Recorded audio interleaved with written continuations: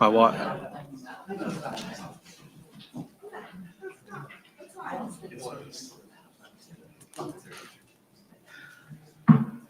Ten, 9, 8, 7.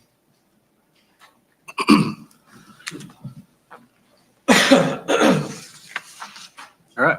Let's call this thing to order. I don't think we have anybody to do the invocation, so I guess we could just do a moment of silence.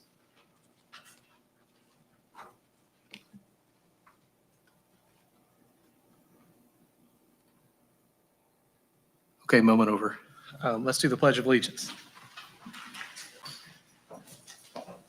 I Pledge allegiance to the flag of the United States of America and to the republic for which it stands, one nation, under God, indivisible, with liberty and justice for all.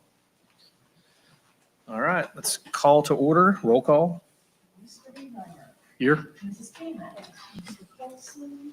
Mr. West. Here. Mr. Yoder. Here.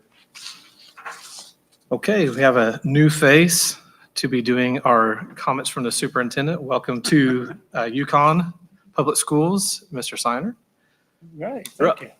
Glad to be here. Going to keep it short. Just started off right. And so we had a great end to the school year. I had a chance to get out to the sites and visited with lots of people. And I will just say I'm super impressed with our staff. We have a great team, a great crew. They do a great job. We have amazing kids, and so I'm excited for what's ahead. We do have a busy summer ahead.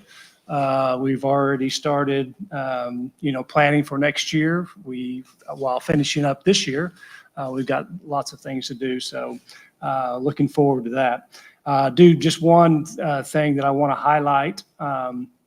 Just to keep you guys in the loop on this, is that we have begun our conversation again with SWOSU about what that would look like to have a campus here at Yukon. So we're in the very early stages. We visited with them last week, and we'll have some ongoing conversations with them here in the very future. And I saved the best for last, Ms. Barlow, to come up and give us the remediation and dropout report. So I'm here a little bit later in the year, but we have lots going on in the spring, so I saved this for the June meeting. But 2 reports today. One will be the college remediation report, and the next will be the dropout. And so remember with the college remediation report that the information we get back from the regents is only the information about students who attended in-state public colleges and universities. So any of our kiddos that stay in state but go to a private institution, we do not receive information back on them. Or any of our kids that go out of state for public or private, we don't get that information back from the regents. So it is kind of a small pocket, but I'm excited to share the information that we have with you. And so you'll see here, just looking at kind of a 3-year trend, this is just the total number of students that were reported through the higher regents as attending college at an in-state institution. And you can see that number has gone up just every year. But again, our population has gone up at the high school, but 247 students back in 2023. So again, I know I talk about this each year, but this data runs a year behind. So these were kiddos that entered college in the fall of 2023. So that would have been our class of 2023. And so 247 kiddos went on to an in-state institution. And with that, then we see and we get reported back to us science, English, math, reading, and then unduplicated responses. So what I've got on the left bar is the total number of students that were required to take remedial classes once they reached their university or college. And then on the right-hand side would just be the percentage of those total students of that 247. So for science, we had 3 students, so it was 1.2%. For English, we had 9 students. For math, we had 30 students. And then for reading, we had 2 students. So the unduplicated, the number is the number we like to look at to see, because some kids might go to college and need to be remediated in multiple courses. So they might be counting in each of those bars for science and English perhaps, or English and math. But unduplicated tells us the total number of students that had to take one or more remedial classes. And of that 247, 35 students from Yukon had to be remediated in one of those four, perhaps multiple, but it was equaled out to be about 14.2% there.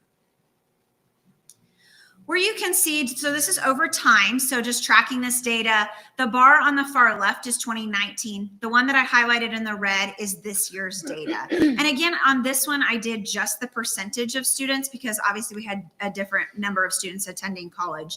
So you can see there was a slight increase there in science. We saw a decrease in English, which was great. Math remained about the same, a little bit higher. Reading, we went up from 2022, but still less than 2021. And you can see our unduplicated number remained just about the same. And so that just shows you Yukon High School over time. Strategies and the things that we've put in place to help with college remediation. Again, we're getting these numbers a year later, so we're always looking at the numbers and working, but knowing that it'll take us a little while to get the data back. One of the things that I'm most proud of at Yukon High School is that this year, in working with the curriculum department, we have now trained all of our teachers, all of our math, science, English, and history teachers in what's called ACT AIM training. So they have become certified in the ACT and in specific areas. For instance, English, reading, and then math. We also looked at science. So really excited that all of our teachers have now been trained in the ACT. And this year at Yukon was actually our first year where we didn't hire an outside company to come in and work with our kids right before the ACT, right before the junior year ACT. We actually worked with the teachers and spent time with them developing ACT preparation plans because they had been formally trained. And so they were able to not only implement that just right before the ACT, but in many of their lessons throughout the school year. So we're excited to continue to grow that and develop our own ACT prep program. We also were fortunate to have a solution tree representative at Yukon High School this year, and we worked strategically with that representative to be in those most need areas, which for us would be English and math. We also had her with our U.S. history teachers, as well as biology and, chemistry. And what, in that time that she spent with us, we worked a lot on intervention and what that looks like. So us helping kids along the way. So as we deem that a kid may not be proficient in a specific standard that we've taught, she's helping our teachers to look through the data and prepare those intervention sessions. So excited about that. We've, for several years, offered SREB math at the high school. One of the most exciting things that happened this school year was that we worked with the curriculum department, and Yukon Public Schools paid for our seniors that are in SREB math. So those are kiddos that when they took their ACT their junior year, they did not score high enough in math so that they could go on to college and not have to be remediated.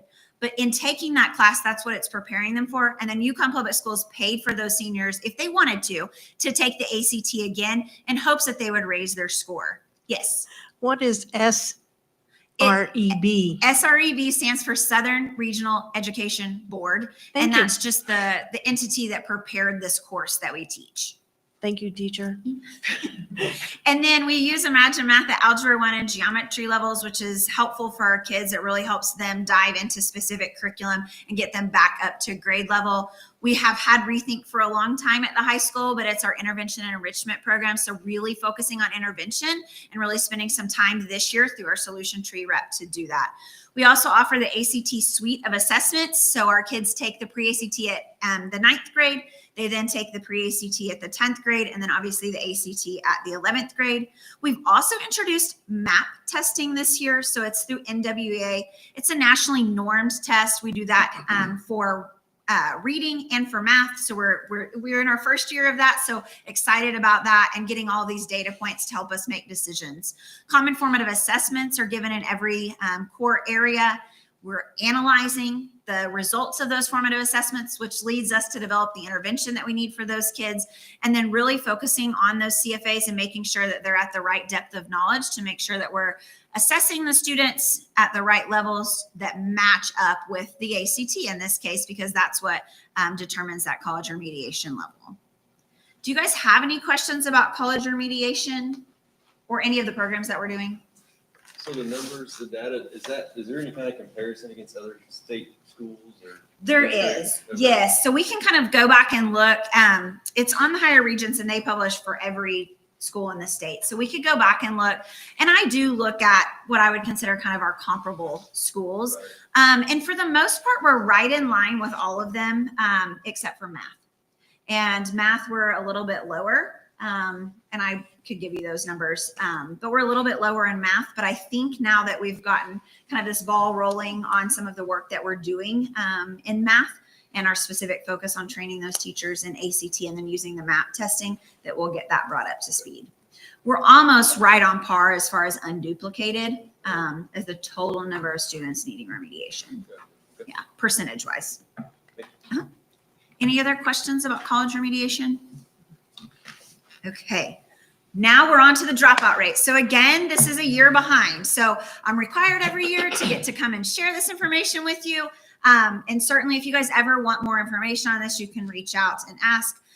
But this data, we can go to the next slide. This data will show you and talk to you a little bit about what a dropout is. So a dropout is any kid that leaves us in the 9th through 12th grade in any given school year, and they go somewhere where we don't know where they've gone. So if they go to another institution that requests their records, we know of that. They're not a dropout. These are kids that perhaps haven't attended school for a 10-day period and they're dropped from our roster, but we don't get a records request from anywhere else. We also count our students who leave us to go get a GED, even though we're glad that they are pursuing that. Any kid who leaves Yukon High School who goes to get a GED is counted as a dropout per the State Department of Education. Any student whose parents sign them out to do homeschooling does count as a dropout as well. This information we get directly from the WAVE, or is pulled directly from the WAVE from our Power School system. And the exciting part, I've talked a little bit about this. For several years, we do get bonus points awarded back to us on our state report card for 5th and 6th year graduates. So we do work really hard to try to get these kids back and get them finished in those 4 years if possible. But if not, we're bringing them back through our alternative school program to finish and be 5th or 6th year graduates. So our dropout trend data, again, I've gone back to 2020 up to 24. So this would have been the school year that ended 23-24. And with that, you can see that in that school year, we had 20 total students drop out. Again, below our 2022 numbers where you can see that trend going down, but it was 4 more than that year previous. Of those students, Was it 21 when COVID was going on and that's why we had that high number it was there? 2020, 21. So it was that year we came back. Yes. Of the students, four of those students were special education students. 5 of them were free and reduced lunch. And then this is the dropout by grade level. I kind of like to break this down so you can kind of see who those kids were and what grade level they fell in. One of those kiddos was a 9th grader. 8 of them were sophomores. 7 of them were 11th graders, and 4 of them were 12th graders. And so you can see those give us areas in which we can look at and try to see that trend data. So things that we're doing at the high school to help in regards to dropouts. The first thing I have to say is we have a fabulous team of 2 registrars, and they spend hours on the phone searching and hunting and trying to figure out where these kids have gone and perhaps try to get them back if need be. With that being said, they spend a lot of time, and that's why our number is so low. We have our advisory program, which we implemented at the high school this year. And every kiddo is in an advisory class. They meet Monday, Wednesday, and Friday with that advisor. They're going to stay with them for 4 years. So they're going to loop with them year after year. And our hope for that is to build connections and for someone to have a little bit of closer eye on them with such a big population there. We have Reboot. It's for our in-person students, and we do Reboot every Thursday. There's 20 kids that are selected for Reboot. Often they're kids with multiple Fs or kids that we have concerns that kind of just need to be given a little bit of hope and some help to get them back on track. We also have our virtual school, which is great. A lot of our kids who are thinking about dropping out, we can kind of get them connected to a multitude of programs, which we'll talk about here in a second. But we also, our students who are in virtual school who are struggling, we also have work sessions with those kids. So we have a full-time virtual school staff, and they do an awesome job meeting with those kids and getting them on campus to get back on track. Our counselor principal teams meet every single week, and they have a list of at-risk students. They keep a tally of that. They share that with me, and they really have a tracking list of who these kiddos are and how we can keep them or provide them services and other resources that might be available. We have a fantastic relationship with our alternative school. And so Ms. Pendleton and her staff comes over once a month. Mr. Jewell and my team, we all meet together and we talk about every single kiddo who's turned in an application for alternative school, and we're able to place those. We do have a waiting list, but we work diligently to make sure that those kids are numbered in an order that best suits their needs, and make sure we get kids into that program as quick as possible. And without our Yale program, the numbers that you see there would be much higher. So we're super thankful for them. We also started this year a senior capstone and then freshman keystone mentor program. And so we call it Cap Key Mentorship. And that program has been awesome, not only for our freshmen to get them hooked into Yukon High School, but our seniors loved it this year, and they really enjoyed spending time with their keystone mentees and really talking a lot about what high school is going to entail and what's ahead of them. Every student who reaches out to either the enrollment center or to my school and wants a GED form signed. So a kiddo cannot go into a GED program without a signed form from a school official from their home school. And I've just made it a point over the last 7 years that I don't sign any of those forms until they come and meet with me. And so a lot of time is spent talking with those families about the resources that you see below. So I'm often able to get them connected to another program that fits their needs, and they're able to successfully finish in that. So those one-on-one meetings are very important. And like I said, most of the time I do sign GED forms on rare occasions and special circumstances, but for the most part, we try to get them to be connected to one of the resources that you see below. Opportunities, we have so many. We're so thankful for Yukon Public Schools and the partnerships that we have, because we have so many opportunities for kids to learn outside of our school building. So we have our alternative school. We also have MOVE. MOVE is held at our alternative school, but it's for our long-term suspended students. So many moons ago, we would suspend a student long-term for a behavior, and they would go home and kind of maybe work on some stuff, and it just wasn't really successful. So we now have a MOVE program. We've had this for several years, where they come and they spend about 3 hours a day at the alternative school with a teacher, where they're getting access to help and assistance and make sure that they're staying on track. That's been really successful because they're able to earn their credits, which helps them not get behind, which helps them not get to this point of needing perhaps a GED or wanting to move into that direction. We have a great relationship with our Bridges program. We have our high school Bridges program we currently have, and we're super excited to be starting an additional Bridges program for high school students next year, which will be more along the lines of a credit recovery type program, but it will also be linked to therapy for those students. So we're excited that we'll have an additional 8 spots at Bridges for that as well. We have a great relationship with Project Connect at Canadian Valley. So that program is our students go out to Canadian Valley not only for their half day of their trade, but they also stay out there for the other half day and do their work in an alternative type setting there as well. So they're still our students, but they go out to Canadian Valley all day long. We have several contracted spots at CCEC, which is a Canadian County Education Center. We have several students that go out there, and they're able to, again, work through their credits at their own pace and kind of get themselves back on track. We have a student assistance program where we provide things through our at-risk counselor, as well as drug contracts, group therapy, things like that. We offer credit recovery or fast track during the school day to, again, keep kids, get them back on schedule. We have a full-time virtual school. We also have blended virtual school where some of our kids come part-time to our campus and then are at home part of the time. And then today was the first day. We started summer school today. And so we have a full summer school program for the month of June. And we typically can help kids gain about 175 credits during this summer. And so it's very helpful. And we had a lot of kiddos today, so that was great. So we started summer school today, and that'll end here at the end of June. So those are things that we're doing to kind of help with those numbers, help keep kids on track and give them hope. Do you guys have questions about any of the numbers or any of the interventions that we provide? I've got a couple of questions. The total number of dropouts of 20 Yes. doesn't really sound bad to me. Maybe, I mean, one is too many, but did you look at some of our other districts around us and see what their numbers were, or?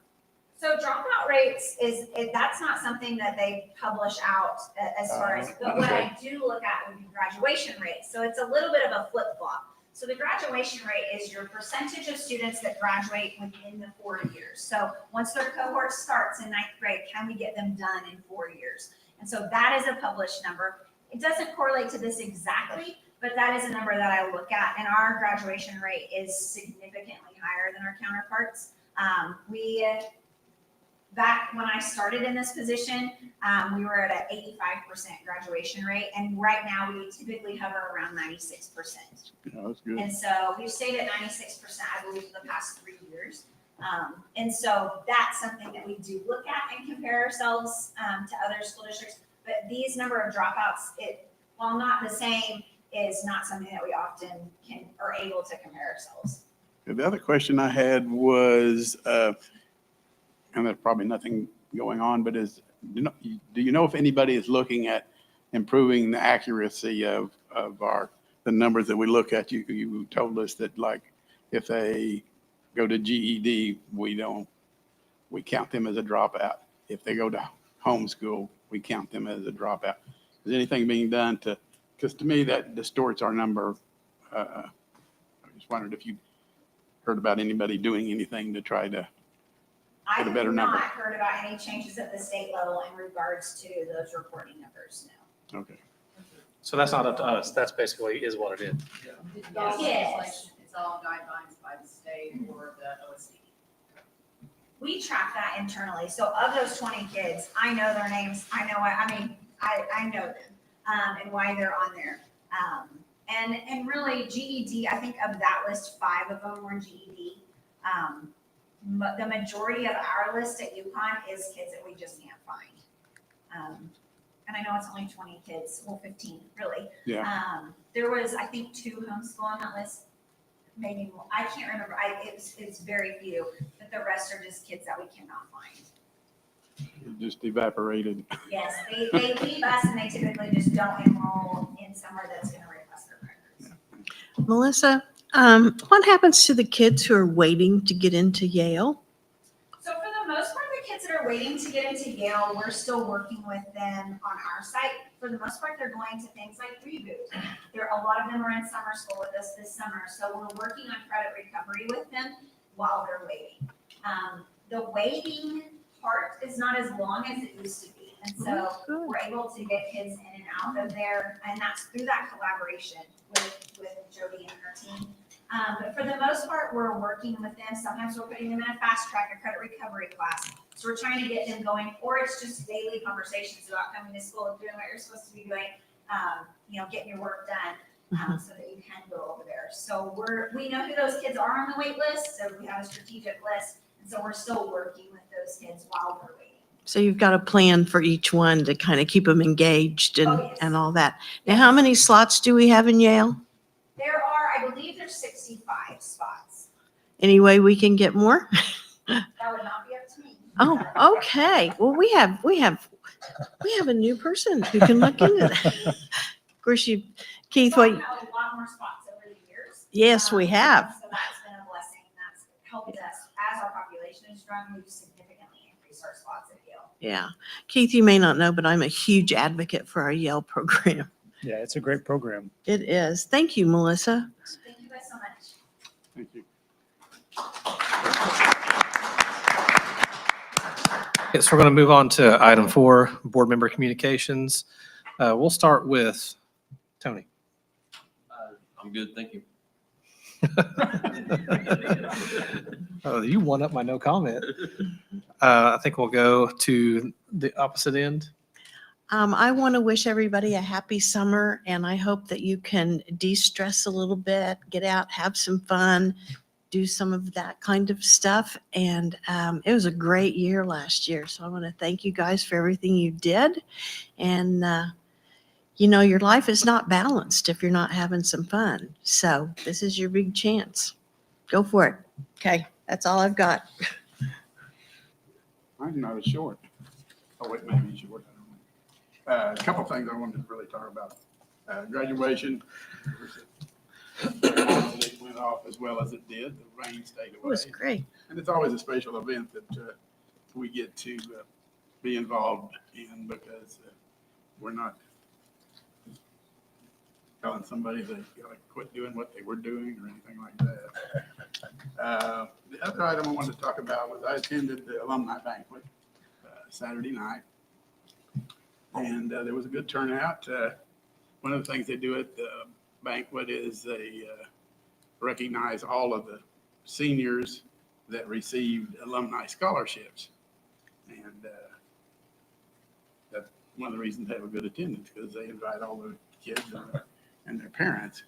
There was one concerning thing about the scholarship program. For some reason, the word is not getting out, or these kids just think their parents have all the money in the world or something, but they only had 17 applicants this year.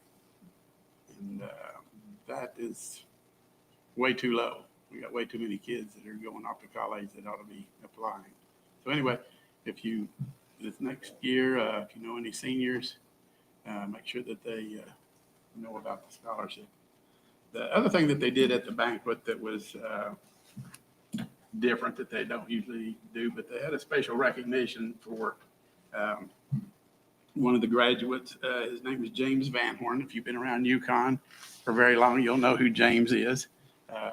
He graduated in 1965, which was a very good year, because that's the same year I graduated. But he was recognized because in 1975, him and two other 1965 graduates put together a fundraiser to raise money for scholarships, what I was just talking about. And they've given out over $500,000 in scholarships since the program started. And they recognized James because of the success of the program and the fact that he said, okay, it's time for somebody younger to take over. And that was his last tournament that he was going to organize. And hopefully somebody else will take over. But the Yukon's mayor, Brian Gilmore, read a proclamation which basically read that May 31st, 2025 was James Van Horn Day.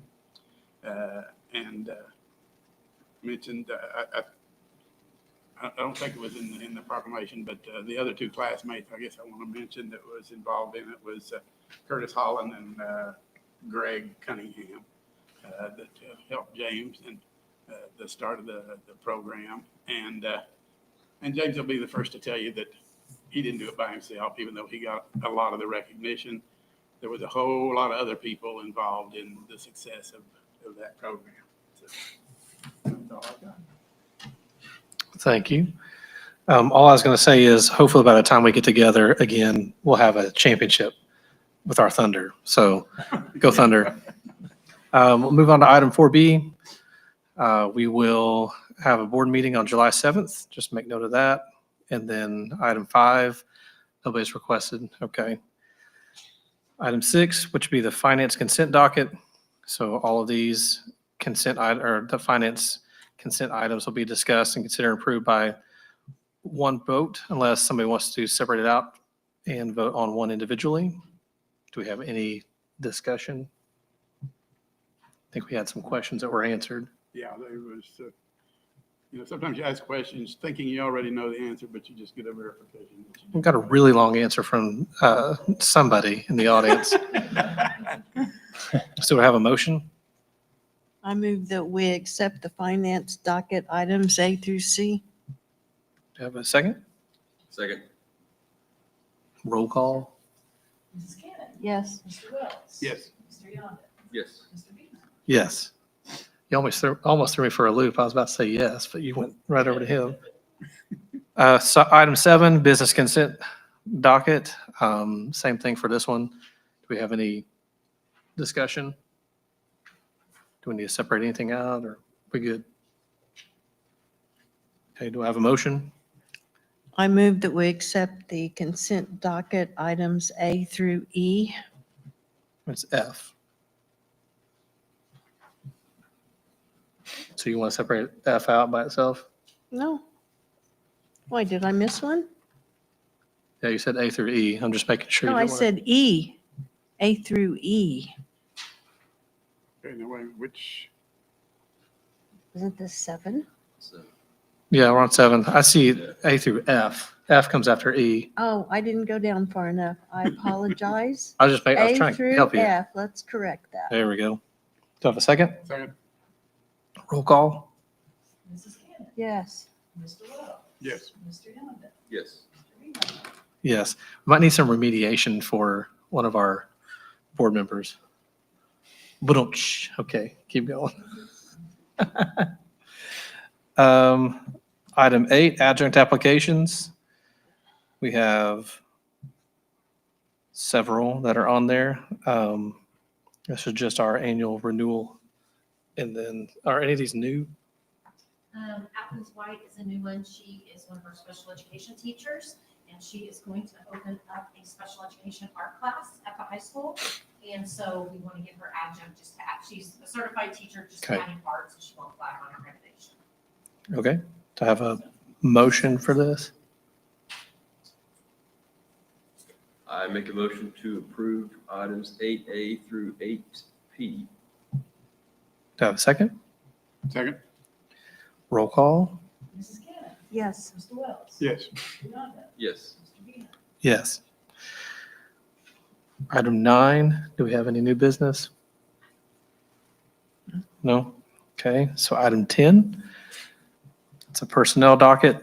So at this point, we can either vote to convene or not to convene an executive session. Do I have a motion? First, I guess I have a question. Do we have any need to, did anybody have any I'm good. question?